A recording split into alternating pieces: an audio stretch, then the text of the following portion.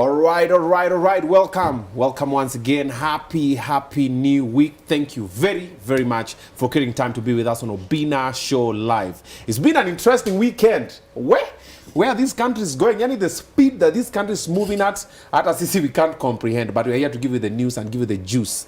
Yes, if when I say if the juice is what they squeeze. Okay, one of those things. Welcome to Obinna Show Live. Thank you for subscribing. If you haven't, kindly consider doing so. We're coming live, of course, from Samaki on Othaya Road. This is the best joint for seafood. You want to have some amazing seafood delicacies. Tulisema omena sio seafood, omena ni lake food. We're talking about lobster, prawns, shrimp, crabs, and the rest. Bring your person here and have a good time. If you've never been here before, check this out.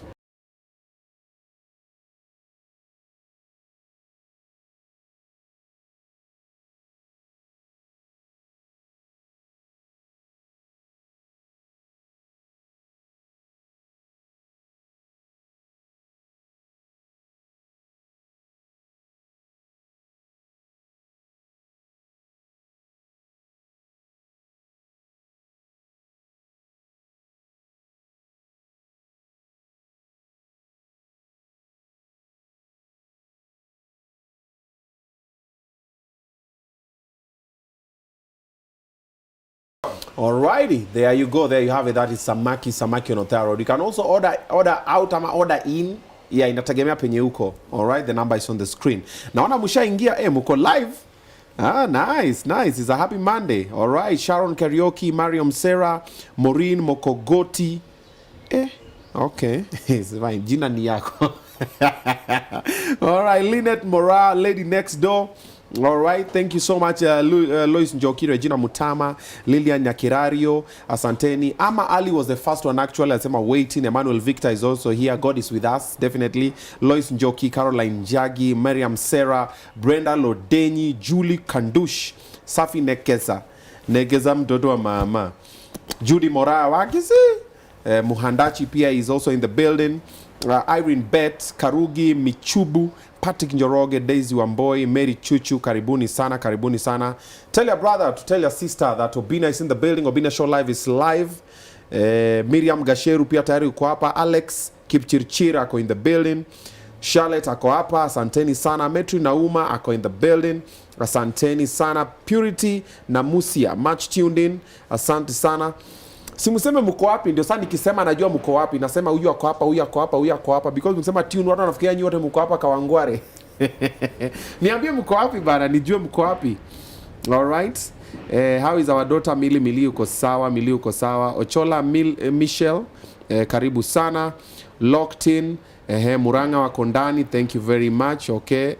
Karatina, okay, watu from the mountain. It's a mountain. Yeah, mountain. I think so. All right. Hi, Narok wako ndani. Very nice. By the Narok, we are coming through this August. It's gonna be big. Kajiado iko ndani, Kitengela ndani. That's Penaina Nziza, Riyadh, Mary Chuchu, asante sana. People from the Gulf already here. Wundanyi. Na naitwa Munguti Lucia. From Mundanyi. Karibu sana. Umoja Inako wako ndani, Kericho in the building, Utawala, Saudi, Rongai, Mombasa, Kayole, Bomet, Donholm, locked in from Thika, Australia, Kamulu, CBD, Muranga, UK. Hey, Alice Nesabwe. Koshwa ni UK. Yani huko Kawangware. Lebanon in the building. All right, I think we have a number of people tuning in, so I think it's only right that we begin. Ama munonaje, Malindi pia wako ndani. Karibuni. Thank you very much. So this is Obinna Show Live, and as usual, we'll bring for you some inspirational conversations, motivational conversations, and sometimes intriguing conversations. The one I'm about to have is not only inspirational, it's also motivational. This gentleman, I've known him for a while now. Alikuja akanona, akatengeneza kapesa, akaglow, akaomoka, akatuacha, lakini tulikuwa tunateseka na yeye kwa Kajairo. Yeah, and he's an alumni from KU. I'm an old boy. We're about to find out. I'm talking about Daddie Marto. Ni aje Martin Githinji? Unaona kati ya mimi nani amevaa 3-piece suit full? Mimi yangu sina koti. Nani amemoka zaidi? Sasa si umetoa. Hii hakuna suti inakujanga hivi. Ati nilinunua ina kahasi. Ukishonesha kwa fundi inakujanga hivi. Material ilisha. Ingetosha. If you go online and see the videos he posts, you'll understand what I'm telling you. First of all, mangu anavanga. Oh, I love this to sweater so unavanga utu. What's the name? Sijui their name. But kuna masweater zingine unavanga na jeans hivi alafu ama khaki pants na some sneaker. Nimezipenda. Nionyeshe nani alikushonea hizo. Okay, sawa, sikushonewa. Sorry. You do jokes. I thought you do jokes for a living. I didn't, you know. We didn't get the memo over here. Yes. Yeah. Karibu. Asante sana. Welcome. Hey, sit down. It's a privilege to finally be here. Yeah. Wow. Yes. Really, Marto? No, I mean, it is a privilege to finally be here. Yeah. Why? Nimekosea? Haujakosea lakini wacha kunipaka mafuta. Kwa nini? Marto wachana. No, I mean, come on. You have, you know, I have how do I put this? I have seen the trajectory that you've been on. I've seen the ups and downs. I have seen the intentionality in filling up gaps that you have seen existed. I mean, our jobs as performers, as entertainers, is mostly hata si ati kusimama na kuperform, ni identify ni nini inahitaji kuperformiwa wapi, what needs to be said where, how. It's reading the room. As an MC, you know, 90% of the job is reading the room. Read the room. Then 10% ndio sasa unafanya ni kusimama na kutokea. Exactly. Apply, yeah. So unaweza enda uambie watu kitu haifai you know, kitu hawahitaji kuambiwa. So with what you've been doing with this show, I mean, there are people who wait for you, to hear you, to watch you. So I'm saying it's a privilege to be here. Karibu. Kwani hujazoea kuambiwa vitu mzuri? No, Who has traumatized you in this life? My father, my friends, my family, my baby mamas. It's called being African. My fans. It's called being African. Mama mtaka kusifu kwa zile za bro, sina do. Unataka sina. Ukitwa bosi uko zile ayo ni bill. Unaambia unakaa fiti, sasa unipaige kafea. Inakujanga with something. But hii haikuji na kitu. Haikuji na kitu. Ni kama kukutana na Cristiano Ronaldo. Then nakwambia I'm your fan. Was it like Chris? Come on. This is a Cristiano Ronaldo of content creation. Like I see. Wewe check you. Mimi sina do. I didn't say sikukuita Oscar Sudi. I just said when Cristiano Ronaldo of content creation. Hapo kwa pesa we draw the line. Kuna majina hatufai kutaja. Sudi. Oh, okay. Sio hujataja. Basi tumejua Sudi kuna do. Ukisema Su maliza T. Okay. Okay, Sudi. Yes. Oscar Sudi. Oh, by the way, that can be a fire name. Call me Oscar Sudi. That can be fire name. So I've seen the content you do, and there's a level of professionalism and okay, niweke aje. Okay, nikiona content yako naona quality ya Netflix na unaiona social kidogo tu. Habari yako? Salama. Salama. Karibu hapa kwa Obinna Show live. Utakunywa nini? Kuna nini? Tuko na changa. Si ungesema jina yako. Naitwa Mama Account, mimi ndio waiter hapa samaki. Si wa samaki. Wa Obinna Show. Obinna Show live. Na hapa mtu akikuja, ndio ukipiga story kishika, ukule kitu. Okay. Sasa nikuletee nini? Kuna uji, kuna changa, kuna busa, unataka? Kuna chai. Chai iko ukitaka. Chai ya maziwa ya ng'ombe. Ya ng'ombe na ngamia. Ya ng'ombe. Ile maziwa mtu. Ikiwa na masala. Sisi ni wazee. Masala. Si salad. Wote nikuletee. Sawa. Wewe, si mtu pia naoni. I didn't know. I was not ready. What is happening? Okay. Tunamsaidia ni mama amefiwa. Bwanake alinini na alikuwa Kibera. Sasa alikuja anataka kutufulia manguo. Tukamwambia kwa kipindi hatuna manguo za kufuliwa. Pole. Okay. Sawa. Pole kwa kukuweka. Very fast. Yes. Hapa inakuanga hapa kwa Obinna. Sisi wote tuko fast. Okay, sawa. Utaanza na sukari ama utalamba? Ni kumwagia. Hapana, acha nitajiwekea. Hiyo yako saki. Obinna uko sawa? Mimi niko sawa.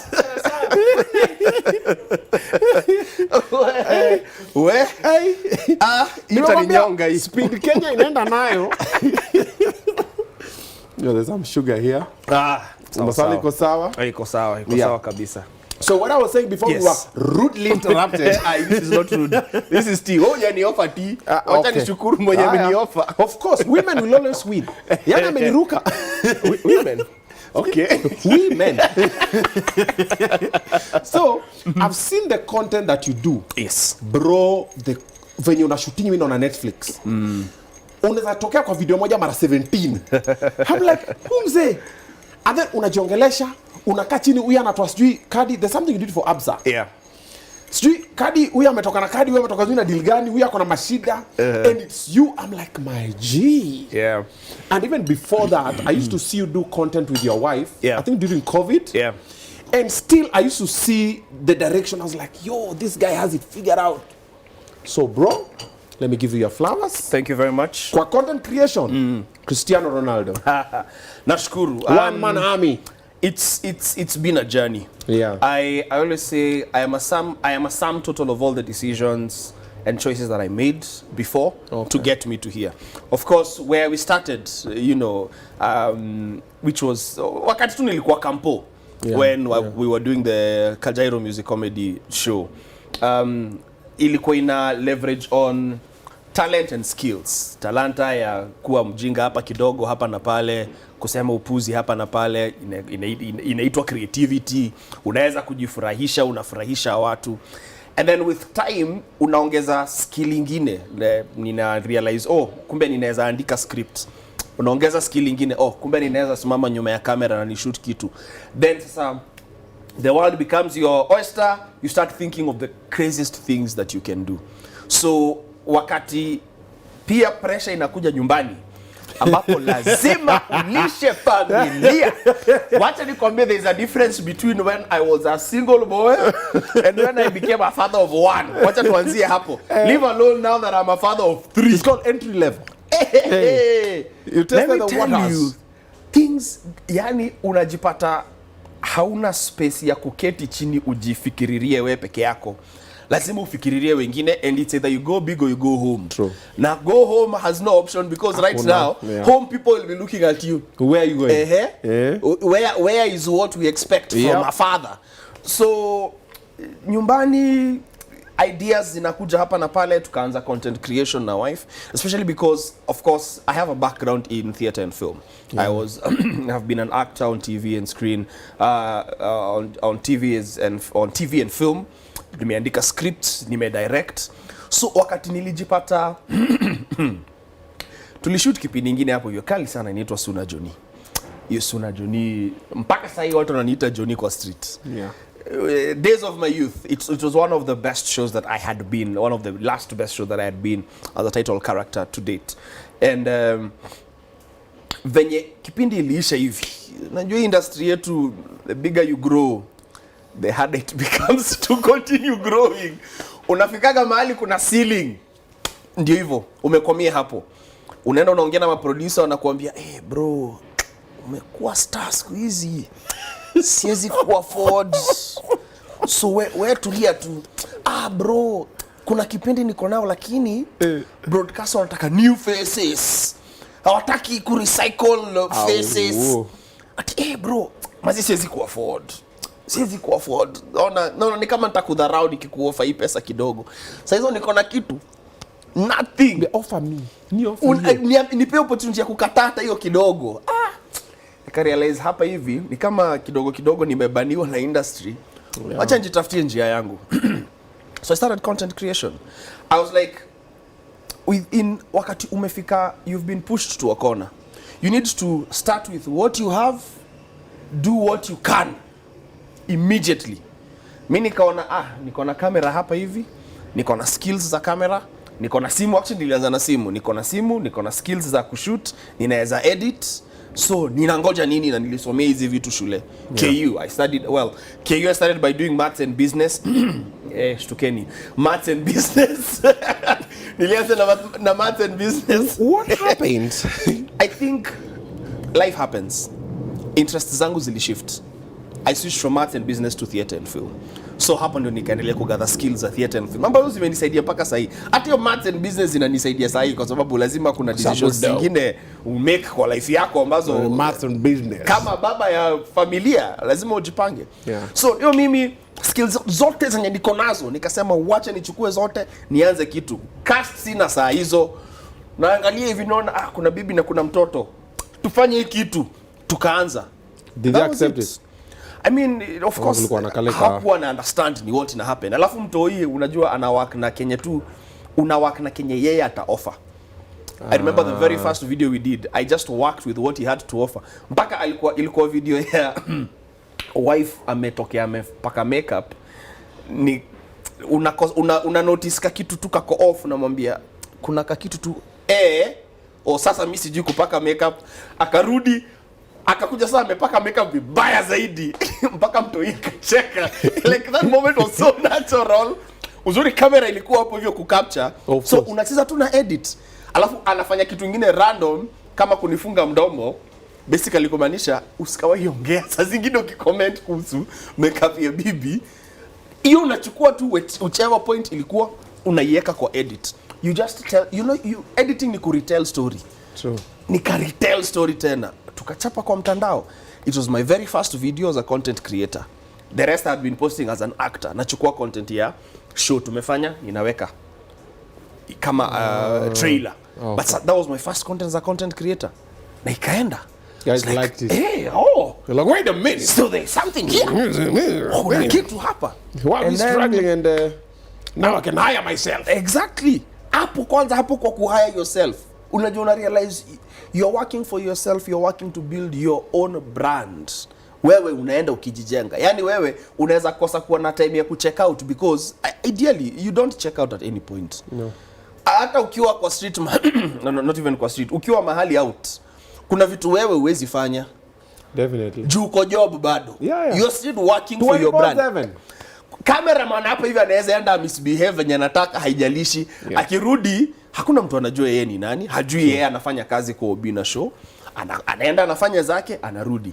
Wakati kitaumana ndio watasema wewe cameraman wako tulimuona mahali, ndio hapo itakuwa wewe sasa umeanza kumisbehave, cheza chini. Lakini you can't afford to do such a thing. And then we are held to such a high standard that apparently watu wengine they are not held to. Choma. Haya. Imeanza kuwaka. You understand? You understand what I mean? You, bro. I got you, man. There are things you're not allowed to do. There are things you're not allowed to say. You can't say how you feel, how you think, because other people assume the way they think is how you should be thinking. Basically, you don't have freedom of choice. In a country where we are fighting for freedoms every single day. Bro, if you have there, we sema venye tunataka. Usiposema venye unataka tutakusalimia. Wacha nikwambie, if there is a tough season that content creators have endured. 2024. Ni 2024 June 2024. Finance bill shenanigans. But let me tell you, the good thing is if you're honest with yourself first, it starts with yourself. True. If you're honest with yourself, and there are the things that you say on a regular that are part of, because peer content creators, celebrities, they should not live separate from everybody else. True. Kuna vitu tunapitia kama citizens wa hii nchi ambazo ni ukweli. So usijiseparate tuseme kama our politicians, the way that you live above them. Iwe ni kufloss na kuflex peke yake. Nyinyi others. My subjects. Kwa sababu kuna content creators wengine ilikuwa ngumu sana mpaka they are being called out. Wewe, hebu ongea. Rada? Hatukusikii, tulikuwa tukikusikia ukiongea huku kwingine wakati ulikuwa na benefit. Mbona hatukusikii ukiongea huku kwingine? So it's more of be honest with yourself, be true to yourself. Mimi kuna vitu nilikuwa nikisema hata kitambo. Nimezisema pia kwa kipindi tukiwa the trend. Unajua nishaitumiwa lawyer na a former CS. Former. Imeload for a minute. Kuna former CS alinitumia lawyer. Nation wakadili nayo. Uliongea mbaya juu ya CS? Tuliongea kuhusu kitu ambayo alikuwa part of it. Hiyo nikisema nitachoma. Okay, hapo Obinna Show live. Hata ilitolewa YouTube. It was that bad. Yeah, it was that bad. Ilitolewa YouTube. On the trend. But see, you're a comedian. But you see now, I don't package myself as a comedian. Yeah. I can be funny. I can tell jokes. But you see, I realize that the best way to communicate some things that zinagonga ni ukifanya mtu either make fun of themselves or they realize how ridiculous they are. Yeah. So tuliongea kuhusu kitu. Acha nitahint. Kama wewe utakumbuka shauri yako, kama utakumbuka shauri yako. Kuna wakati kuna mtu fulani alichomeka na kitu fulani. Hapo ndio nimewacha. Hapo ndio nimewachia. Simu nifungulie. Wewe acha bwana. Wewe acha. Nifungulie jamani. Sasa mmefungulia mheshimiwa. Ni mimi. Simu nifungulie.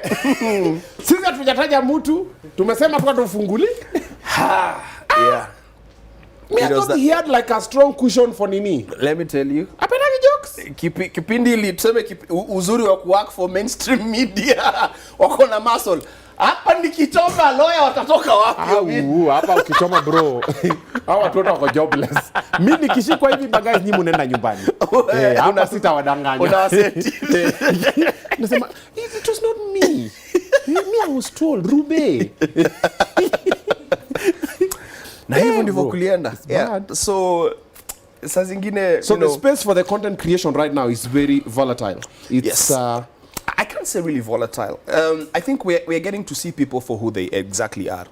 Tunataka kujua wewe unatokea hapa hivi kupata tu pesa ama influence yako ni ya kupata pesa peke yake for you ama ni ya kuongelesha people like you, like-minded people. Do you care? What do you say? You know, and I really loved that after at least the very first week content creators will show up. And let me tell you, that fueling of the space that Kenyans were in by content creators, just the fact that they were able to voice something.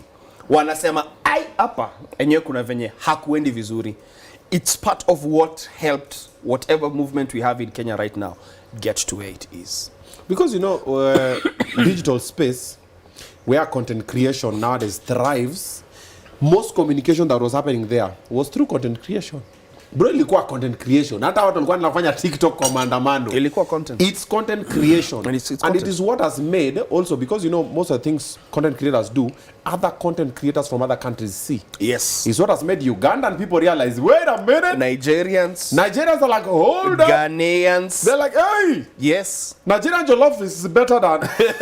We need to talk to the government. Yeah. Now can Nigerian jollof be better than Ghanaian jollof? Saino wanaweka because wameona chenye. Yes. And it was more of team effort. And it's just people waking up and realizing, by the way, tumebebwa wana for a very long time. Yeah. Tumekuwa tukijisemea sisi wote kwa nyumba. And it's funny that hizi maandamano hazikuwa na mtu yoyote ambaye alisema tokeeni kwanza. Ni mtu aliona akaona, hey, kuna maandamano leo. Okay. By the way, kuna venye na feel nimechoka hata mimi. Kuna vitu hazi make sense. Wacha mimi niende. Then unatokea na kuta, ala, Obinna. Ugoba. Hala, mimi na expect mtu kama wewe atakaa nyumbani bwana. Wewe ni celeb, unafanya nini hapa? Ala, nameless. Ala, OG. Ala, tuko hapa. Ala, Jackie Vike. Oh, okay. Wait a minute. Hebu tufanye hii kitu bana, because clearly something's got to give. And it got to a point where either other business people were like, mimi naleta tu maji. Maji na rushwa. They drive off. They don't have a drive by watering. And it's like, I know this has been talked about so many times. It's been analyzed in very many ways, that there was a difference between the first wave of Mandamano to the second wave of Mandamano. Yeah. Like businesses were opening and they were closing to help people run away from the cops. They were letting people in to run away from the cops. As opposed to later, where now they were closing and them running away, their shops being vandalized. No, see, that was paid. See, we saw what were again.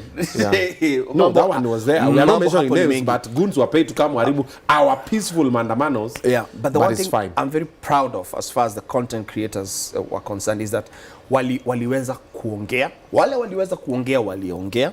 Wale walishindwa kuongea, some of them were called out. Ikabidi wameongea. Waliongeleshwa, walisalimiwa. And the one thing that was very evident, of course, for example, something that happened a few months, or rather, was it early June, ile mambo ya nyinyi kutumiwa mabarua KFCB bro. ya YouTube Yeah, I mean I want after license. Yeah. So yeah, user generated content. Yeah. UGC unaambiwa unahitaji license for that. Yeah. How now? And there was so since last year in October we have been in the process of trying to formally consolidate an association for content creators. I'm saying formally. Kwa sababu kuna vitu zingine zinahitaji serikali. Unahitaji kuregister na serikali. Okay. So hiyo process imekuwa a bit frustrating. You guys are making a team, Yes. a body that protects content creators. Yes. So kama MCSK ya. So tuseme ni kama kotu ya content creators. Kama kotu ya content creators. Okay. So we had you know, if I'm even labda hata ninachoma, I'm not even allowed to say this, but you know, we were in the process. We had we had a patron, our patron had you know, none of this has been formalized yet, but the intention was to have the patron as Dan Damboki. He's aware of this, so I'm not saying this ati kumshtua. That's Churchill. We had people like Janet Mbogwa, who's to be part of the board. We had the likes of Abel Mutua, Njugush, Jackie Vike, who were part of the board as well. We had a committee that had people. Okay. Hawa wengine anaweza kosa kuwataja. But we went through a lot of frustration, first starting from the ministry. Yeah, former CS wetu tulipata frustration hapo kidogo. Which ministry? Ministry gani iko in charge of of arts, sports and entertainment related activities? Aisha Jumwa we. Wacha uongo sio yeye. Haya. Si. Yeah, which but it's funny, there was tulirushwa hadi communication authority because it's a content creators association. Tulirushwa communication authority tukaambiwa talk to the relevant ministry watuambie kama they have no objection to you forming an association. Kwa tukashindwa, first of all, why are we going through that? Then there was confusion. Are we supposed to be under Aisha Jumwa or are we supposed to be under Ababu? So first of all kuna back and forth hapo hivyo kabisa. Aisha Jumwa akasema hiyo haifai kuwa under sisi, tukaenda kwa Ababu.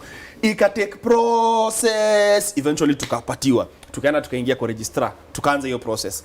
Kwanza hiyo process, wakati tu tuko karibu kufika mwisho, tukaambiwa or tukadiscover, so a day before you guys registered, we approved registration for another association that represents content creators. We went through the list of the names of those people who are doing that. None of them are content creators in the way that we are content creators professionally. I think first I will say that, because it was meant to be a professional outfit for content creators first.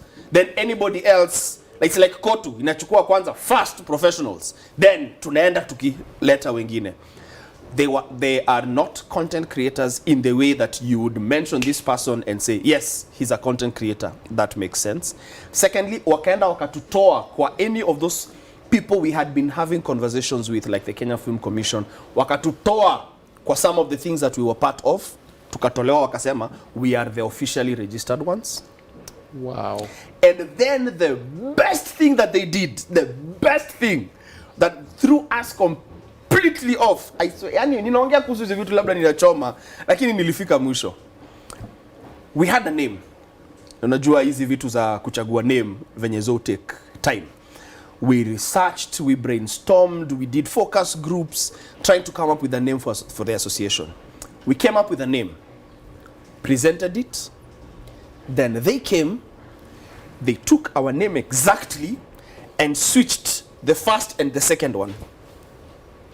Okay, what was our name? So for example, inaitwa Obinna Show Live. Live Obinna Show. Exactly. Okay.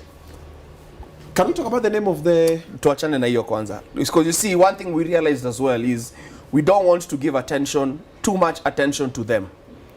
Let us get ready with our outfit. Because right now, we went back through the process of coming up with a name again. And then we were held back from using specific words in the name. So for example, one, we are an association. for content creators. Okay, so the words content creator must be there, sindio? Yeah. And it's an association, so an association must be there, but we are restricted from using those names because they have already been used by another outfit that does not really represent us, but wanacheza siasa zao because it belongs to somebody who was part of the people who are trying to send a petition to parliament to ban TikTok. So unaweza research kutoka hapo. But they later came out and said that we really did not want to ban TikTok, we just wanted the conversation to start happening. So those are the people who have gone to register an association to represent content creators. While we who have been working for so long, when they found out somewhere, somehow, this is alleged, but somewhere, somehow, through somebody somewhere in the entire chain of between CAK, the ministry, and the registrar, while you find out kuna content creators wana come up na association. So akakuwa zile za, hey, wacha tukimbie. See, we know people. Alleged. Again, alleged. Nimekuwa kwa media. Najua ni muhimu kusema hizi alleged. Wakaenda, wakaregister yao. Wakaenda wakatuchuja kwa places zenye tulikuwa. Mpaka yani sasa tuko zile za when hiyo story ya YouTube ilitokea, that was when we were the most frustrated because we were like, this is the kind of job that we need to be doing right now. Hawakuongea. Mimi personally ilibidi nimeongea because of the kind of work I am doing. We know people at Google, YouTube, so we talk to them and we ask them what is happening. Sema, you know what, we hear you, relax, we are handling it. There are things that cannot go the way they are trying to make them go. They put out a statement, the sababu immediately the next day Google iliflex hivi kidogo, ukaona immediately withdrawals and mabarua. Mpaka chairman, I think it was the chairman who put a post and said, yo mambo sahau hiyo achana nayo, you know. Let me ask you. So number one, I don't need a license from KFCB to operate Obinna Show live, do I? That is user-generated content. Whatever equipment you use, whatever machinery you use, user-generated content is free. Okay. Second question. Do you think the people in power in this country, they think through their decisions before they announce or implement? I think what they think through is not the reality. They don't think through real situations. They think through hypotheticals. They are like, no, watu wa YouTube wanatengeneza pesa. Watu wa YouTube wanatengeneza pesa. Watu wa YouTube wanafaa kutoa kitu. Watu wa YouTube wanafaa kutoa kitu. Boss, you're very right. Makofi kwako boss. Umethought. When you thought you are a thoughty. You are a thoughter. Hey, you know what?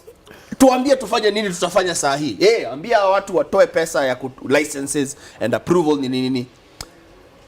Okay, sawa, twende. Then kidogo I wanna realize hata hawajasoma vizuri wajue under what category YouTube content falls under. Just because you have a mainstream media station like Citizen Nation, KTN having channels on YouTube does not make this mainstream media. No. Okay. Hawajifunzi Do you hizo? think these people who make certain rules and instructions and decisions that affect, let me talk about content creators. Do you think they sit down with content creators? Do you think the stakeholders are on the table? No. Wanakanga chini na Daddie Marto, Obinna waseme ni aje my guys? And the sad thing is the association that has been formed ikitu unifrustrate every single day. The association that has been formed by those people, it's just them positioning themselves honestly get more money. to make money. To make money. Because nothing for content us. creators have not had a way to speak to the powers that be in terms of policy and ways to move things in the country. And hii process tulianza kitambo sana. With this new government ni mambo ya content creators tutawafanyia but wanaongea na specific people one. So tuko na need association. And when those people are talking, they are talking about ways that they are going to benefit themselves. We as content creators know where the shoe hurts and we know what we wanted. Yes, there's a lot of work that will need to go into knowing what exactly to do, but there are things we already know should not be happening, should be happening, that are not happening, or that should not be happening. So tuko hapo tunapigania hiyo, wanaongea peke yao, wana decide wana decide peke yao. Labda mmoja atatumwa kwa mtu mmoja anajua kuna kajamana mimi follow TikTok, wacha niende, anaongea na huyo mtu mmoja. Hajaongea na watu ambao wana understand, like haongei na watu wazima, wacha niweke hivyo. Haongei na watu wazima.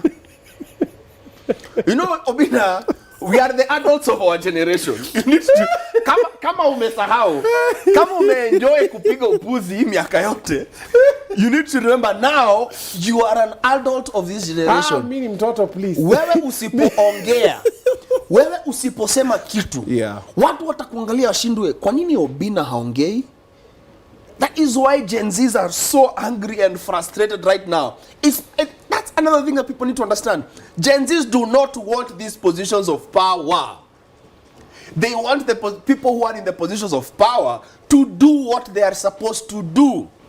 If I know this cup is supposed to contain my tea, I want this cup to contain my tea. If I complain about this cup, don't say that I want to now be the cup. No. Do what you're supposed to do. They have lived in a time where they have so much access to information. They know what should not be happening.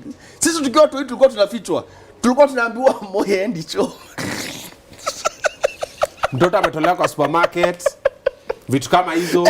Mama akitoka anakuambia, naona mtu hapo kwa gate nakuja, kumbe shua ameenda job. Haukuna kubaliwa kuongea, tunaambiwa the next person atakuwa ni spy. So unanyamaza. Don't say. Tunaambiwa hata ukifinya ile 999 kwa telephone booth, watakushika, watatokeleza watu wakushike. Those guys are too tired to even solve the problems. Like we don't have systems that work. And when you have people who know that things are supposed to work and they are not working, of course they'll be up in blamed arms. for being woke and speaking about it. Question: do you think there's a solution for the content creation space? Because nowadays, bro, out of 10 people, 8 are content creators. For as long as you have a mobile phone. Wamama wetu wako TikTok, mabibi zetu, mabwana zetu, mpaka watoto wetu na wajukuu wetu. Kila mtu ako TikTok. Wele. So fact remains, everything is content. Yes. Truth is, everything. Single thing is content. But question falls, are you looking to professionalize the content that you're making? If you're looking to professionalize, there are tenets that you need to follow. Information can be given by anybody, but there's a reason why it's called journalism. It's still the business of information. Journalism, for example, is the business of information, but there is a way journalists are professionals in the way they should be communicating that makes them called journalists. Hawaitwi umbea, hawaitwi udaku. Mimi sirushi mawe popote tafadhali na kuona. I am seeing that reaction. Ni aje shem. I am seeing what you're doing. You know, there's a way they do it that makes it, this is their business. This is the media business, and then this has been deviated to gossip business. You know, so there's a way that content creation, there are things that as entertainers, as edutainers, because we are educators and entertainers, there is a way. Kuna mtu ameamua hii ni profession sasa. Kuna vitu anajua hawezi fanya, hafai kufanya. Kuna vitu zimekuwa zikifanyika, say for example TikTok. Like tunatafuta njia ya kujua pia watu wa OnlyFans watakuwa part of the association. Unajua hizo ni maswali tunajiuliza. Kwanza waende wachukue license KFCB. Before uchukue OnlyFans unaambia now, you know, like posting this. Like there's a, like you can't say no to everything na ukuja na kifua unasema hapana, everybody needs to be included. No, there is a reason why people are frustrated right now, because there are things that, there are systems that have not been put in place, and the ones that have been put in place are not working the way they should be working.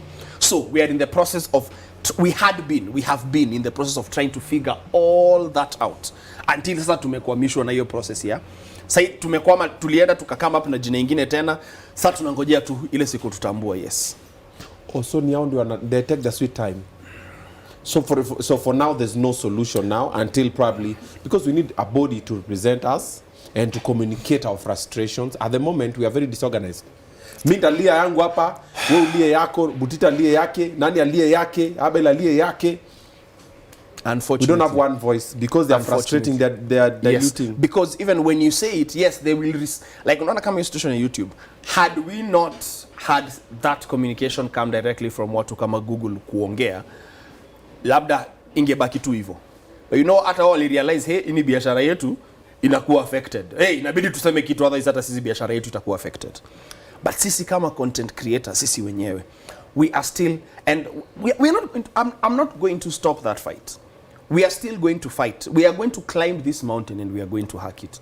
Fact remains, we shall have a body that represents content creators in the way that it will benefit the content creators. Okay. So also we can monetize even Facebook, man. G, how are we not monetizing Facebook in Kenya? Actually, it's funny that I was in the room when the Facebook president was in Kenya. Wakati alikuja. Zuckerberg is the CEO. Ah. Yes. So there is a president for global affairs. He had come to Kenya, I think, earlier in the year.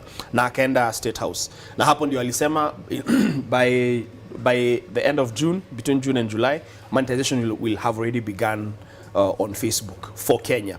I think they started somewhere in Nigeria. I think Nigeria wameshaanza kuwa monetized right now. So probably the rollout is still happening. It's going to happen in Kenya. I was with him. I was at ndio hii picha. Nitakutumia picha. Ndio hii picha. Tuko na yeye hapa.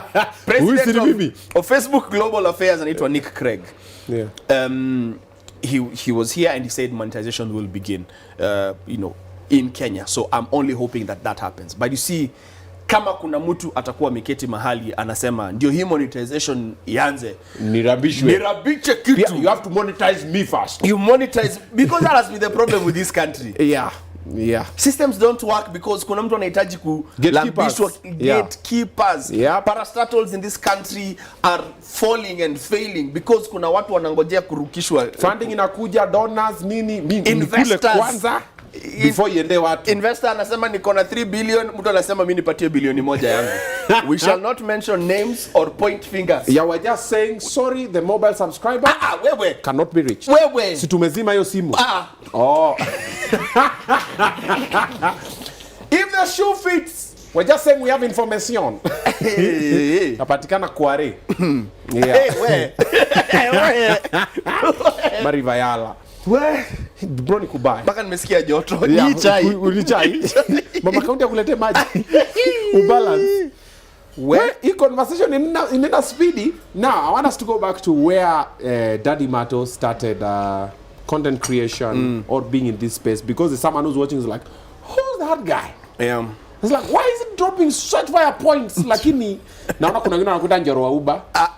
Yeah, it's funny how you get. It's very true. Yeah. So Njoro wa Uber, that's Joe Kenyua. He was the anti-character on Na Jonnie. So mimi nilikuwa Johnny fake, yeye alikuwa Johnny real. Yeah. So a lot of people confuse me with him and him with me. You know. So nishazoea mtu anasema Njoro wa Uber. Hapo unakubali. Unakubali. Hata nikwambia kuna kitu moja, kama kuna expectation moja yenye watu wanakuaga nayo na sisi watu ambao wanaonekana kwa screens. You are not supposed to have your own emotions. Yeah. You're not supposed to have your own feelings. You're not supposed to have your own moods.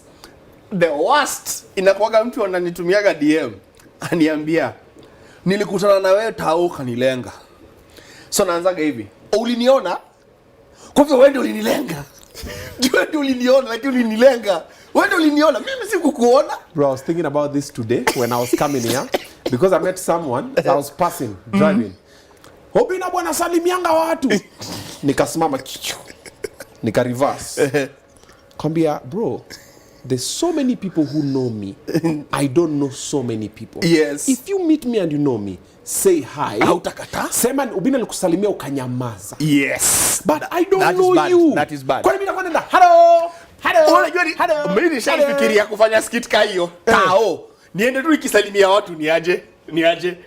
Ka content creators niaje. Bro, I'll do it. I'll do it. If you want to do it, I'll do it. In the streets of town. Yeah. How content creators are expected to behave. Niaje. Uko sawa? Tubuki lini tufanye hiyo Tupige hii wiki. Wednesday. Ile siku hakuna maandamano. Kwanza kwa maandamano tunabamba. Niaje tear gas. Niaje polisi. Yeah. Siku kulenga badilenga hiyo. Anyway, but you know, it's so people confuse the two, and people expect you to have that. So I want us to talk about that image and that brand. I want us to talk about acting with your wife and acting with some other fine shows. If your wife gets emotional about it, ninaona kuna kadem kingine. But before I get to that, wacha niambie my people about Gold Child Media Institute, the best institute if you want to go and study media. Anything to do with video production, anything with editing, photography, you want to do what I do, go to Gold Child Media Institute. The intake is ongoing. Check this out. All right, the ones you've seen right in front of you are students from Gold Child Media Institute. It's an institution that teaches people what to do in the media space. You want to do videography, you want to do photography, you want to do anything on this space. Simusimame ni kama watu wa nini sasa. Hapa si HR bwana. Hii ni media inataka watu creative ni nini? Umeshika kamera, kama iko umeshikilia kamera ni nini? So, what are you doing? Videography and photography. Or finally to change tune and photography. Videography and photography. Apple. Oh, okay. All right. They're all studying the same thing. So if you want to join, you should consider coming through to Gold Child Media Institute. They're in town. And on this show, Obinna Show Live, we always have, once in a while, we invite some students from the school to come through and get a glimpse of what goes on. You can see the lights. If we pan like this, you can see we have the lights this side. I wish we could pan around so you could see more of the things that are happening behind the scenes. So you need to study all of these things that are happening over here. It's not as easy, and also it's not as hard. Okay, it takes a little bit of discipline, a little bit of lessons here and there, the technical know-how. So consider joining Gold Child Media Institute. Ukuje ujoin hawa. Ujifundishe, si kujifundisha ku DJ tu peke yake.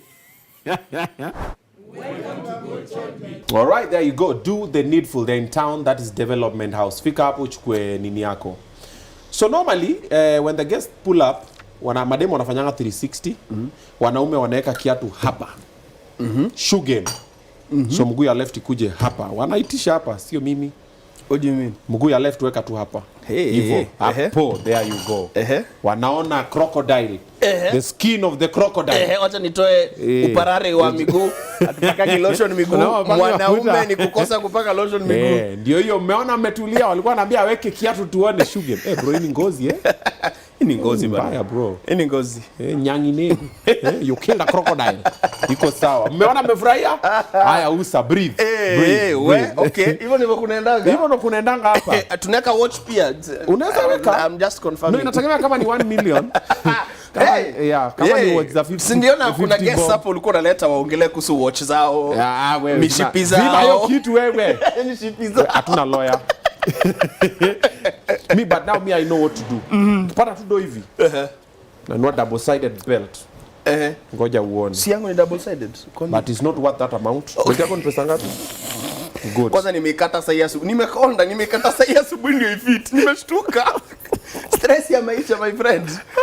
Kwa baba na bwana. Now, let's talk about that. People see Daddy Marto, but I know you as Martin Githinji. Then I see you as a father now. I see you doing a lot of tech content. But most people don't know where it began. I met you at Kajaro Music Comedy. We're doing some skits there. You and Mungala movie. Yes. Kwanza kuna wimbo mulimba ya Christmas. It's funny how every Christmas you utokea tu. Hiyo song inakujaga tu in circulation. Bro, that jam. Inaendangaje? Nikunoma, the landlords come. It was a parody of Joy to the World. Yeah. Amesunda chapu. Christmas. Yeah. So I knew around that time. And then you've morphed into another superhuman. Bro, you are. What? Accept it. Okay, sir. If you insist. If you can sir. do what we do and make money exclusively from it, Yeah. bro, you are a superhuman. That's How cool. many content creators do we have? We are too many. Not all of us are making money because we've not known how to balance. True. But most people don't know ulianzia wapi. Mi nakukumbukia KU. But don't kuanzia content creation KU. Yeah. Ulianzia primary. So content, well, you see, again, content creation is a business that formed later. Yeah. Haikukua before.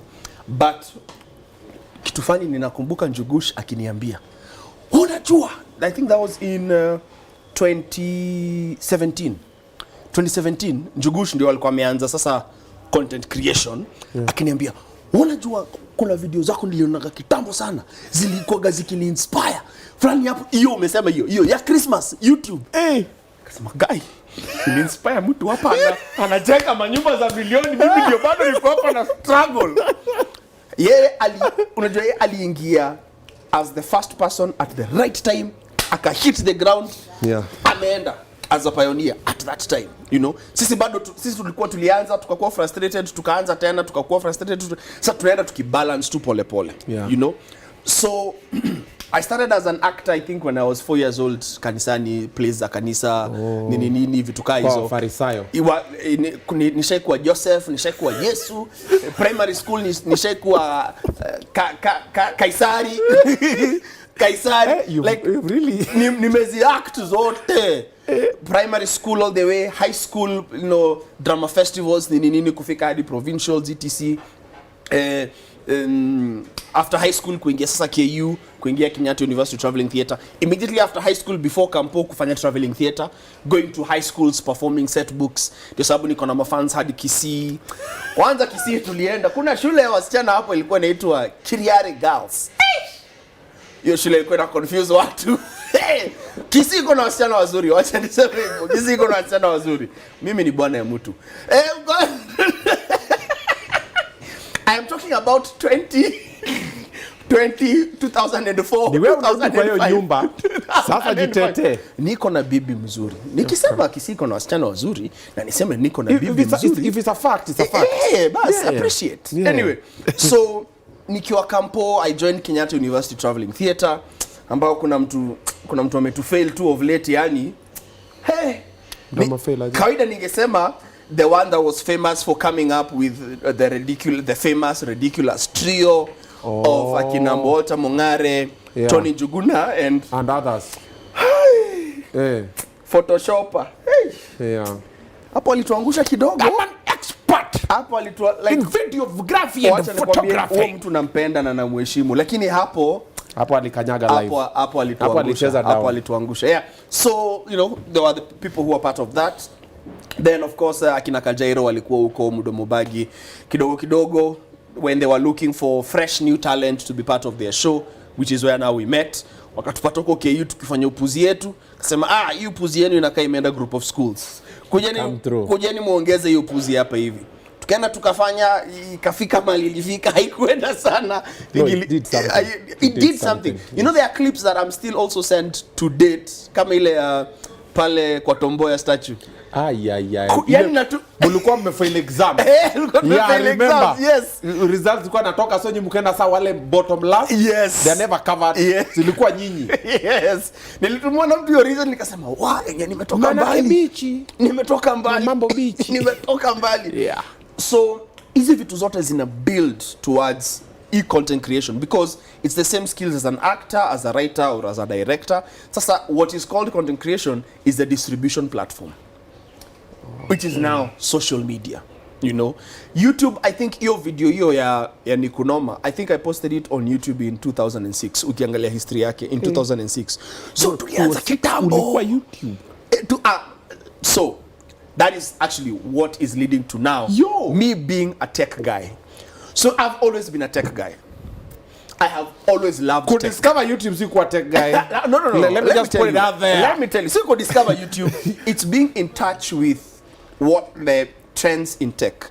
I have always been there. I have always nimekuwa tu hapo mbele. Kitu yoyote mimi ndio nitakuwa kwanza kukimbiza update kwa simu for example. Hebu niambie juu ya internet ya Elon Musk.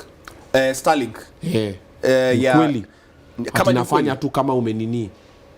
Unajua uzuri wa hiyo internet yake ni satellites ziko in space ambazo zina beam directly ni kama DSTV.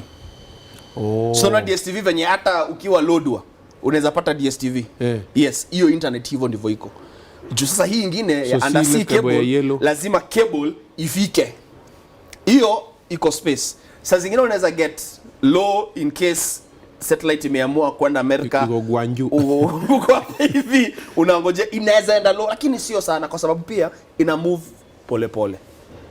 And I think sio moja. I think wanapanga kuongeza ingine ama wameongeza ingine. So ni kitu real na inakaa na iko. Ni kitu real. Itaradicate internet zingine. Iko Kenya tayari. Kuna watu wako iko a bit pricey kidogo of course because you're talking about constantly having internet wakati na places zenye watu hawana internet. Hii itakuwa affected na undersea cable vitu kama hizo. Kibakuli juu ya nyumba. Kuna kabakuli kadogo. Unaweka tu juu ya nyumba. Niliona Antonio alikuwa anafungwa ingine kwa box nikafikiria anatufanyia mambo yake. Si kubwa, ni kadogo. Ile kubwa iko huko juu. Okay. I was just checking with the tech guy. Naopeleka na mutaratara. So I have always been in touch with tech. Okay. It stemmed from, so two things I've always been in touch with is cinema, TV, na tech. And funny, it's because of my childhood. Mimi nilelewa Isiolo. I was born in Nairobi, yes, but I didn't grow up in Nairobi. Tukaishi kidogo Isli, then tukaenda kuishi Isiolo. My father was DO wakati wa Moi. Sijua alikosania wapi, ikabidi ametoroka aende UK, otherwise angemalizwa. Ulikuwa unakosana na serikali ya Moi unakimbia. That's such a twist. I know. Baba alikuwa dio. Akafanya Moi ile kitu. Alikuwa dio modogashe. Akaonyeshwa kidole. Kaambiwa wewe. My friend alikimbia, alienda asylum bio. Ako UK mpaka wa leo. Anyway, coming back. Okay. So see, of course, because I was still a child, I took to enjoy perks za kuishi kwa serikali sana. Joka talitoroka, of course. Everything is back to normal. Everything is severed. Yeah. So tukiishi Isiolo kuna vipindi mbili zilikuwa zinakuja. One ilikuwa inaitwa Hollywood Highlights, cinema. Ya pili ilikuwa inaitwa Japan Video Topics. Japan Video Topics ilikuwa inaonyesha kuhusu tech Japan. And at that time they were the most advanced in tech. Robots, machinery, etc. So mimi nilikuwa nikiwatch vitu in awe and amusement. Wakati internet ilikuja, my friend, mimi nilikuwa na spend the most money kwa cyber cafe. Nikibrowse internet. Shetani akaniingia nikadiscover sites zingine.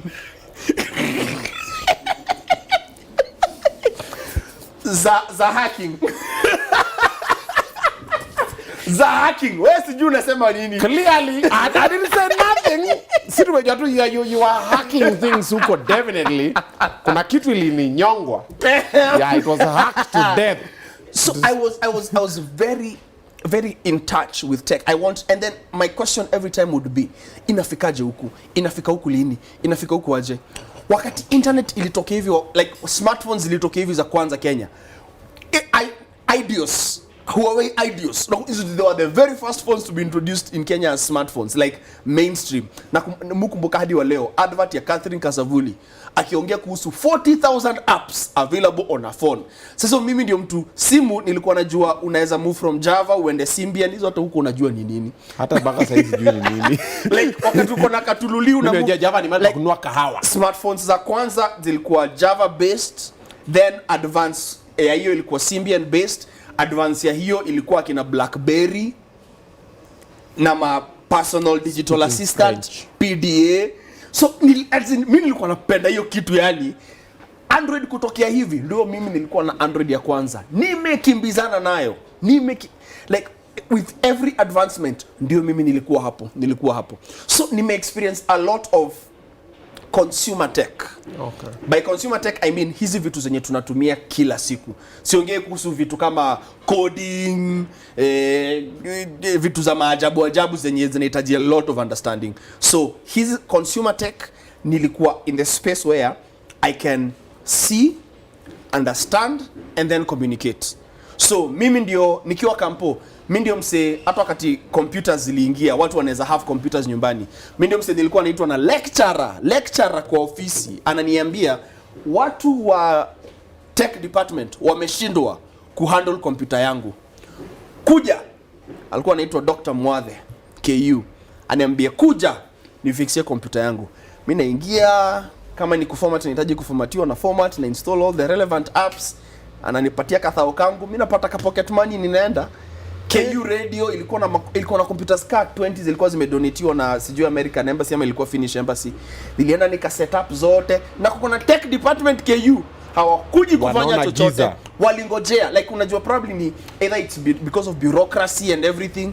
Mimi nilikuwa ninaingia, nina sort, nikaingia production. Actually nilan ku-edit for radio nikiwa hapo KU radio. Naingia, una experiment tu, bora uko na access to internet. Hapo ndo nikadiscover ku download movies na torrents. So mimi ndo nilikuwa msenaitisho ma movies nikiwa kampo.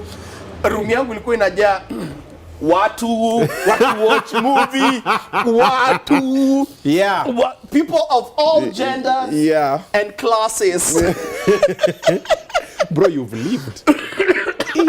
Tuongea ni kama you're from Mesopotamia. Ndoka in the BC. Maka na feel kwani what have I been doing with my life? So I think, okay, I always say I'm a polymath. Polymath is somebody who can do very many things. They are not limited by what they can do. So mimi nimezifanya zote for as long as it is within my capabilities. I mean, I'll try it, cause ukifail, si utaendea to the next thing. Yeah, so hii iko haya, tujaribu. Ikikwama, you move on. But I'm glad I try them, because at least I might not know everything, but I know enough to get me by. They always say a jack of all trades is better than a master of one. A jack of all trades is a master of none, but still better than a master of one. Yes. Yes. Unafika kwa wiring. Nimejua hii. Acha nikwambie, radio nyumbani, ujuaji tu ya wacha nifungue nione. Nimeharibu radio nyumbani. Nimejipiga shock na stima nikijaribu kuconnect. But hiyo siku nilijipiga shock na stima, nika blow bulb. Ndio madhe little electrician akaniambia, I see there is something here, but hapa ndio ulikosea. Si nililan, nilijifunzia hapa. Naweka earth kwa mdomo. Okay, so you've done all this, and so you constantly transition from KU tukaingia na Kajaro Music Comedy, umefanya everything. I've seen you acting with your madam, then also with a couple of shows. Ile time kesi kwa Keja? Chani yake hivi. Before nikutana na madam, nilikuwa nafanya hii kazi.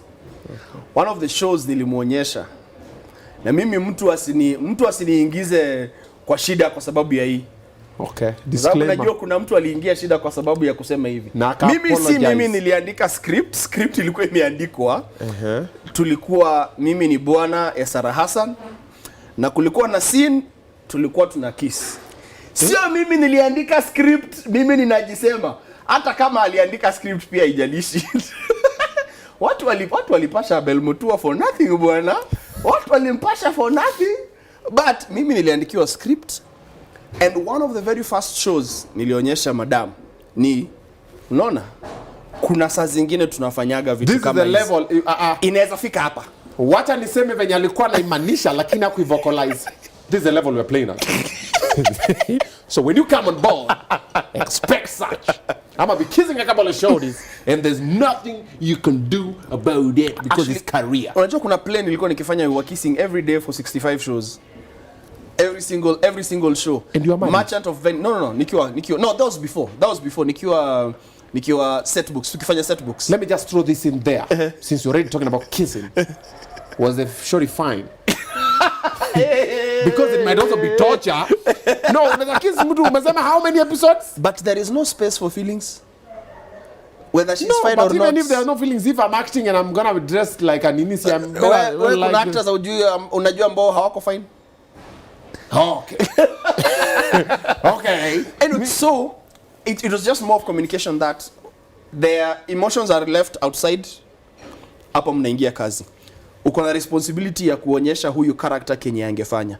Mimi nikiingia hapo nikikisa Sarah Hassan, si Marto na kisa Sarah Hassan, it was David kissing Carol. Sikubaliani na wewe bwana. Understand hiyo kitu. Na understand even sikubaliani na wewe. It was David kissing Carol. Let me ask you.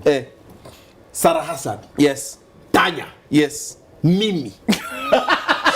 Sasa unaona shida ni wewe. Sasa shida ni wewe. Watu sio wajinga. Shida. Okay, I've always wanted to ask. Okay, the people who are casting people for movies, look for a brother here. You know, give me some scenes. I'm just thinking. Just about do you want to tell me? Hawa se wanafanyanga hizi kissing, touching, kugudhana ulolo. Do you think hawezi fanya hivyo kwa acting? Then waitane kando msiseme, hey bro. Give me on this. I'm not going to deny the fact that that happens as well. I'm not going to deny the fact that there are people whose relationships go beyond what is on screen. See, that's how Angelina Jolie and Brad Pitt, the biggest of them all, that's how they began. Angelina Jolie na anapeananga, anapeana for a few nini. Ule na amepeana. Alimia break. See, I'm sorry, Beyonce. Tomb Raider. You know, na Tomb Raider. I was like, God damn, my baby. Then mwingine, I'm like, I mean, because a lot of relationships form on set because of the closeness and whatnot. But unajua hapo ina depend mtu situation yake iko aje wakati anaingia kwa hiyo scene. Huyu mtu boundaries gani wame create between the two of them. And then it was funny that by then I was in my previous relationship. When we were shooting that scene with Sarah Hassan. Na yeye alikuwa ni actor. So yeye hakuwa na shida. But mama, kwa sababu now my wife now, because she's not an actor, I had to explain to her hivi kunaweza enda hivi, kunaweza fika hivi. So acha nirudi pale kwa content creation before uanzie. I can see that look on your face. I see where you're going. So wakati nilimuonyesha ana understand. But you see now with content creation, since I am the boss, kuna vitu kama hizo kissing sio lazima. Unaona? Na mimi kwa sababu packaging yenye niko nayo ni baba na husband, kuna vitu siwezi fanya na watu wengine. Unaona? Nikiitwa kwa set ya mtu mwingine, cinema, script imeandikwa, hiyo ni situation tofauti. That is not me deciding. Hiyo ni hiyo character wao wameandika. No need to ask, he's a smooth operator. Umejitoa. Wacha nikwambie. Of course, yes imawe. Yeah, yes imawe. True. Of course ata feel kitu. So ni mimi kazi inakuwa ni unamwafahamu tu na unamkumbusha. Would you allow your woman to do the same? So, interesting thing. Let me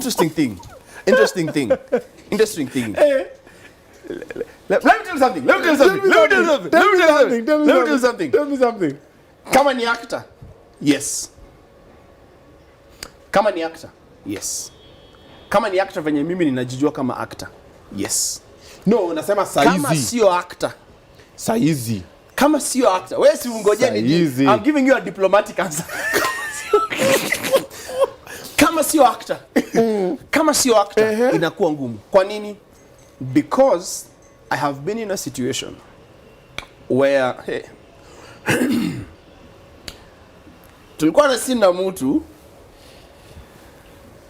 before I was not married or anything. Okay. Tulikuwa na scene na mtu hakuwa amezoea kuwa actor. Wakati scene ili happen, feelings were caught.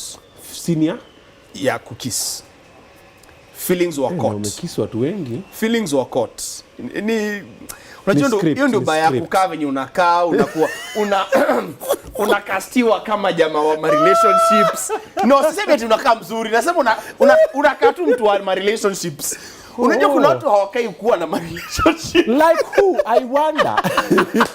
Yeah. Kuna watu hawakai kuwa na ma relationships. So kukaa tu hivyo na ma relationship. Okay. So akakatch feelings na haku understand kwa nini mimi sijakatch. Wewe mkiss kwa umeenda. Si ni job.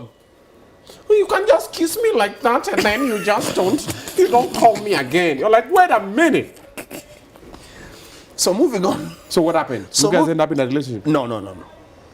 Did you give a closure? So closure might be difficult because there was nothing that was opened in the first place. Mouths. Wow. Clearly. I see what you did there. Mbaf sana. So the heart was not open to anything other than the job. Okay. Tulifanya kazi imeisha, tunaenda nyumbani. That's why sometimes unasikiaga relationships za sets zinakuwa very superficial. Zinakuwa tu za juju. Mtakuwa kwa set na watu 3 months, saa zingine 1 year kama hizi series zimekuwa zikifanywa Kenya. Za Showmax, mmekuwa kwa set 1 year and then after that mnaachana. Unashindwa mbona mtu anipigii, hatuongei na venye tulikuwa tu ni proximity, mko pamoja. Hizo vitu zinaweza happen, you know, kama haujijui na haujui mahali unarudi nyumbani ni nini unaenda kupata huko. Of course we are human, emotions come to play. So when I am shooting, for example, when I'm shooting my content, yes, I have. So cause tumekuwa kwa situation where, for example, when wife got expectant and there are scenes that I need to shoot that I'm playing against according to the script imeapproviwa na client saa zingine. I'm playing against a woman who's supposed to be my wife, my girlfriend, my spouse, or mtu ninakatia. Na wife is not available for that. Ama hii ni brand yenyewe ndio wa get wife, najua yeye ni brand pia kivyake. Ndio wa get wife lazima watoe kitu. Na budget yao haijafika yeye kutoa kitu. Nitasema I'll just cast somebody else. And I'll play against them. Okay. There are things I will not do because, of course, I know this is my content going on my platform and there is a family kind of content that I am putting up. Yes, I will have attractive women around me. I have a lot of attractive women around me. You say? They talk to me, I talk to them. Sometimes they say things that get me into trouble. Them saying things get me into trouble, of things course. Like? No, unajua ile unafurahi kidogo unacheka na mtu unaekelea mkono, say for example. Yes, you could say something, that's to do something. Watu zile wajenga bwana. There are things that wanakuita babe. Mara ngapi vitu kama hizo happen kwa set, for example? Mimi sijani hapenia. Wewe hujakuwa kwa zile set zenye watu wanakuaga. Unaweza itwa babe, unaweza itwa dear, like vitu za juu zenye in the context of hizi sets zinakuanga kawaida. Lakini of importance ni wewe una reciprocate nini? Okay. Wewe unapeana nini? Wewe unasema nini? Unaifikisha wapi? Are you being very clear that tuko hapa tunafanya hii kazi ikiisha tumeachana. So say for example nimekastio na mtu tunaitana tunaitana babe ama dear. Hiyo inaweza endelea hata off screen juu ya kuzoea. Say character kama venye naitwa Jonnie mpaka saa hii. Mtu ashazoea kukuta Jonnie alafu anakumbuka wewe actually ni Marto. Umeitwa. Of course itatokea mahali haifai kutokea saa zingine. Okay. So ni wewe unajitetea unasema hapa hii ndio situation. Hakuna kitu inaendelea. Okay. Hapa hakuna kitu inaendelea. Hivi ndivyo mimi niko, hapa ndio niko. Na ndio sababu I am very loud in showing this is my person, this is my family. These are my people. Sijaficha. Okay. Unajua kuna wale wameficha. Hatujuagi. Sasa una shout. Hatujuagi wakati mambo inabadilika. Wacha mambo yako bwana. Wacha serikali itafanya namna hii. Let me ask you. There's another thing that I've seen that you do beautifully, your parenting skills. How is being a parent, a young parent to you? Inakupelekaje? Can you call them skills? Kuna watu watatu. Can you call them skills really? They are skills, bro. Bro, it's because trial and error. It's the first time you're doing it. Yeah. Then you learn. Uko like, kumbe wani kifanya hivi na niramba. It's trial and error. Kumbe nappies zinachangewa hivi. It's trial and error. Ni ku-experiment. Let me tell you. And all kids are different. Musema nilijibariki na nilijilaani ku accept the name Daddie Marto. The name Daddie Marto started in 2008 just when I had joined Facebook. My small sister ndio aliniita Daddie Marto. Nilikuwa na tabia kwenda, I have an age gap of 18 years between me and my youngest sister and my young sister rather, because ni mimi bro yangu na sister yangu. So nikienda kampo, kampo. Wacha niseme kampo nilienjoy. Haya, moving on. So nikiwa kampo Choma. Nikiwa kampo, it's funny ukionyesha madem huko na mtoi want to get closer. I don't know what the thing is, by the way. I don't even understand. So mimi nikiwa kampo nilikuwa naambia watu ni mtoi wangu. So wanamuuliza Daddie ni nani? Marto. Daddie ni nani? Marto. Then siku moja nikienda home, madhe amecheka akasema, "Hebu uliza sister yako anakuita nini?" Kasikia Daddie Marto. Kwisha. Na hivyo ndivyo jina ililand. Nikasema from today henceforth that is my name. Nikaingia social media nikabadilisha kila kitu, Facebook, Twitter. Hiyo time ilikuwa Facebook na Twitter peke yake. Hivyo ndivyo nikajiita. Sikujua itakuja kukua brand. Sikujua ilikuwa ni kwa baba ya watoto watatu. Watoto watatu, vijana watatu, and with each and every one of them the experience is totally different. Right now I'm relearning my parenting with my second born. Second born ananipeleka mbio. Na third born bado hata hajaanza. First born kuna mahali tumefika. Kuna vitu siwezi fanya na first born zenye naweza fanya na second born, and it's trial and error. And then funny thing is, it is your children who teach you how to parent them because of who they are. We are just vessels that bring them on this earth. There are things about them that will always be them, and regardless of where they are raised. Wewe responsibility yako ni kupeana tu direction. Hivi, jaribu hivi. Ukiona hivi, unaelekea hivi, na jaribu tu hivi vingine uone kama ita work. And hopefully uongee na wao through Mungu wao. You know, the God in them.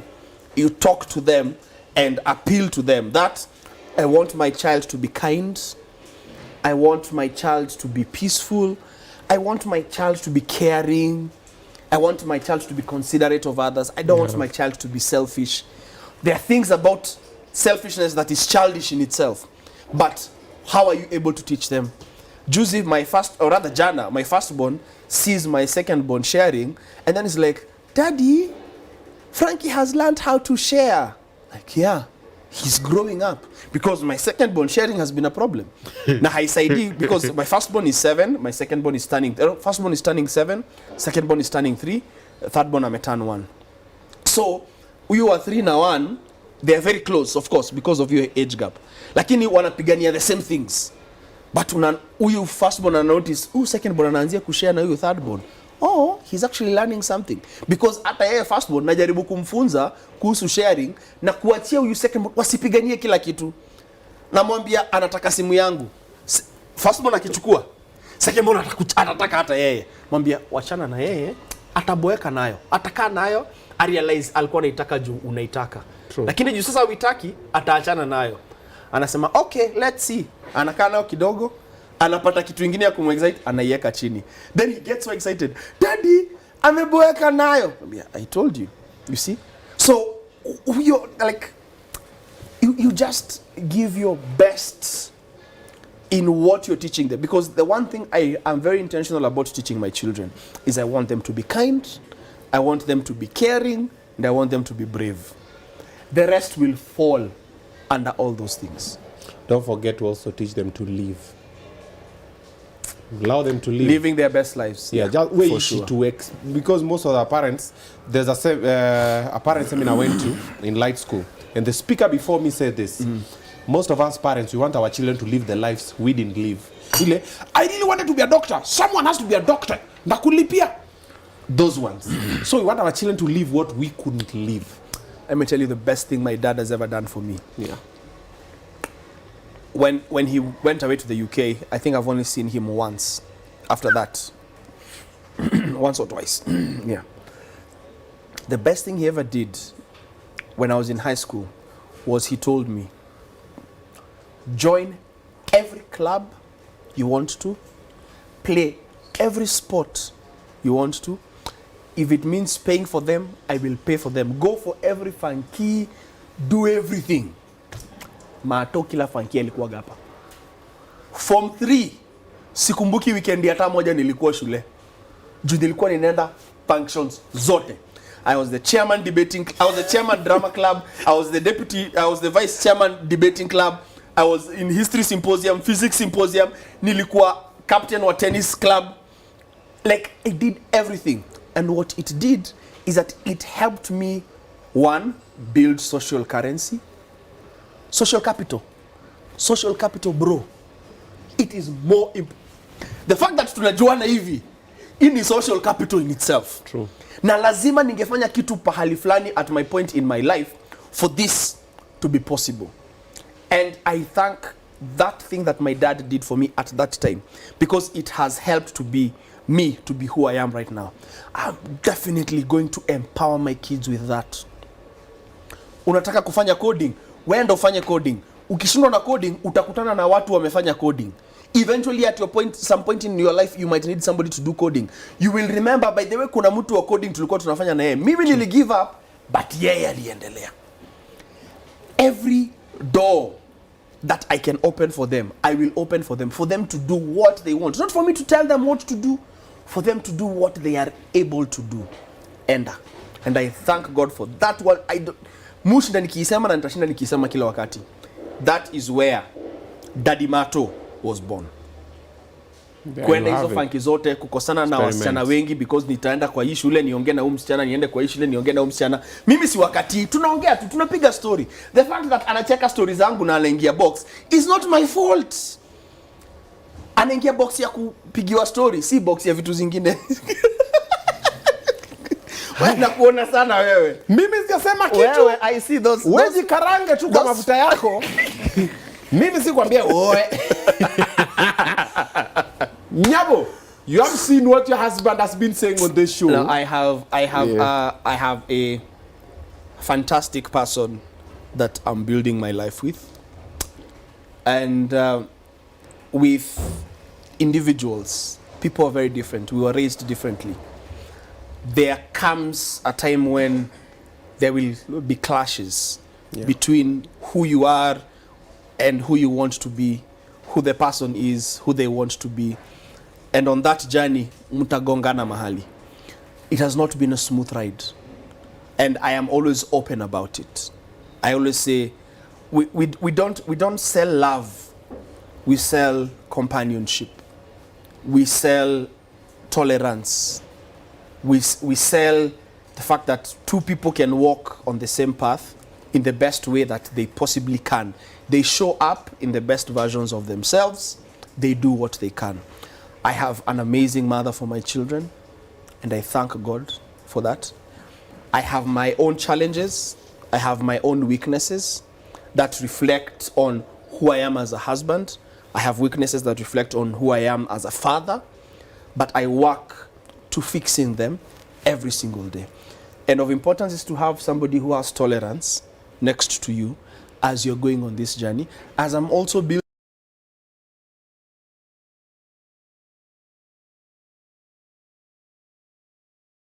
juu wewe hiyo ndio template tuko nayo. Hiyo ndio template tuko nayo. Exactly. Yeah. Alrighty. What next for Daddy Marto? Are you still doing tech content? Yes, I am still, and I will still continue doing content within the tech space. Yeah. I am trying to work on a variety of things right now. You know, I am now an adult, so I want to bring everything that I can, see what will stick, and then run with it, you know. So I am doing tech content. I am planning to do something in and around, you know, just a show on YouTube show or wherever it's going to take me. There's a show that we did together with my wife that should be coming on Showmax. Hata najua sikubaliwi kusema vitu kama hizi, but it is too late. Kubaliwi na nani? Sina watu wa Showmax. But I've not said what it is, but I know you know we've done a show together that is going to, you know, hopefully come soon on Showmax. Yeah, my quest to educate and entertain still goes strong, and I'll keep doing it. I will keep doing it for as long as I can. All right. Yes. Just before we wrap up, point us to an up and coming content creator, or an actor, or an actress, or maybe a director, an editor, or anybody in the edutainment space. Words of advice. If you're in showbiz, show your biz. Whoa! Yo, man, ninja. Oh, okay, I'll be using that line. If you're in showbiz, show your biz. You have to show up, do your biz. You show up and you do your biz. Show up and do your biz. Nobody will do it for you.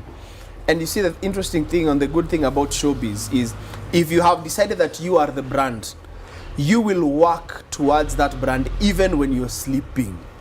You're working towards it. Build it as much. And then, for those who are unsure of what to do, just start where you are. Do what you can with what you have. Start where you are. Do what you can with what you have. Nobody sees. Mark Zuckerberg said he did not see what Facebook was going to become when he started it. He just started. And then along the way, things came. Oh, neza fix hivi, twende. Neza adjust hivi, twende. As performers, as artists, we are our own worst enemies. Do you know how long ago I wanted to do a show like this? How long ago I wanted to do a show like this. But I am in my own way. Because there's something I'm looking for first before I'm trying. Wacha nifanye hii kwanza ndio. Then kidogo mtu mwingine amekame up na hiyo show. Kidogo ndio hiyo ingine you're like, you know what? Probably it was not for me because I was the one who was standing in my own way in doing this kind of thing. So let me think of something else. Who says I still can't wake up and do it? And we end up being in a space where we are trading value for value, where I am challenging you, you're challenging me, I'm challenging you. Just because it's been done also does not mean you can't do it. Sisemi ninaenda kufanya show kama yako ni compete na wewe. No. Do it, bro. But do it. No, I'm saying I'm just giving it as insight to somebody else who's trying to think that because something like this has been done, I'm not going to do it. No, do it. Wake up, do it. Give value for value. I have done a wide array of things in my life, and I hopefully will continue to live because that is me living. By the time I go to the grave, I don't want to say there is something I knew I could have or I had the ability to do that I did not do because I was afraid. I'm going to do everything I can. Ni wacha yote hapa. That is what my children will say. Dad did everything. We don't know who he was. We knew he was Dad. We didn't know whether he was an actor, whether he was a TV presenter, whether he was a radio presenter. Because I'm an actor, I'm a TV presenter, I'm a radio presenter, I'm an actor on stage, I'm an actor on TV. I write scripts, I direct. You edit. I edit. You book clients. You are a salesperson. You pitch. You negotiate. Unapiga luku. And then as well, this is the most important. Pray very hard to have the right people around you. Pray very hard because the right people around you are the difference between who you are and who you're meant to be. The right people around you are the ones who are going to fuel you or hold you and support you or help you rest when you need that rest, because sometimes we can overwork ourselves because we know what we want. And when we have the challenge of communicating what we want to the people around us, or when we have the challenge of the people around us not getting what we want, you've communicated it in the best way but bado hawajapata. Pia kuna yenye wewe unashindwa kucommunicate. There are people who, kuna video nilikuwa nikiona nina share. They have a TikTok page. It's 2 people. I can't remember the name. He's a music producer. He just says next to him kuna msi wa keyboard. Anampatia hiyo kitu amesema na mdomo randomly. Na kwa keyboard unasikia Those are the kind of people you need to pray to get every single day. Utasema the weirdest thing because hivyo ndivyo universe imekupatia. That is how the universe has communicated it creatively to you. You say it out there, waseme upate watu kusema, I hear what you're saying. Is it this? Hata wewe unakuwa surprised. That is actually yes, but I'm surprised that you got it based off of what I said. I pray for those people every day. I have some of them. I pray for more. I'm praying for such people around me. They're saying a lot of random things over here. Na Jonnie, hakuna mtu anashikanisha, this nigga's hungry. I'm hungry, guys. I'm hungry. Omosh, do something. Hey, leo bosi. Yoni mastingo.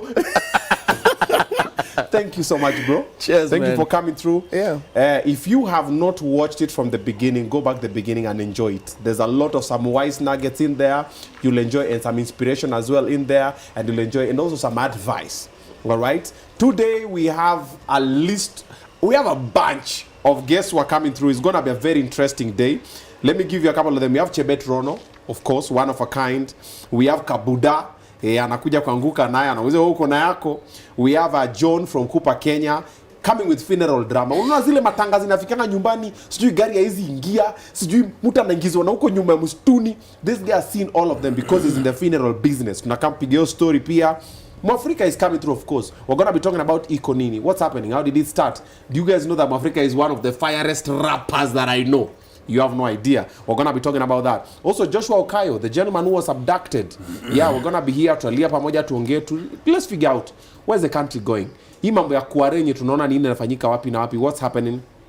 Also, we have Nuru Okanga. Yeah. Tunaona tuliambiwa to accept dialogue na si tuko tu zile, like, Ujandile paka nafanyanga, Hapo kapaka pa. Yeah. So we'll be talking about Nuru Okanga. He's a Baba diehard. We'll be talking about Baba said dialogue. Is Nuru in support of this and what's happening in his life as well? Let's figure out what's happening with Mandamano as well tomorrow. And of course, we've had Daddie Marto. We've spoken about family and content creation. So there's so much that is still coming throughout today. So stay tuned for that one. And also remember to get your ticket on madfan.com. Myself, Demo, Facebook, and many other comedians are coming around the country. We're starting with Narok, we go to Kisii, we go to Eldoret, we go to Kitale, Kisumu, we are coming through, Mombasa, Nyeri, we are coming through, Machakos, we are coming through, Nakuru, tunakuja, is going to be heavy. Nunua tiketi yako mapema. That is madfan.com. All right, I'll see you guys in a short while with the next guest. I think it's Kabuda, if I'm not wrong. Thank you so much, my G. Cheers, man. Asante. Asante sana. CK, let's go.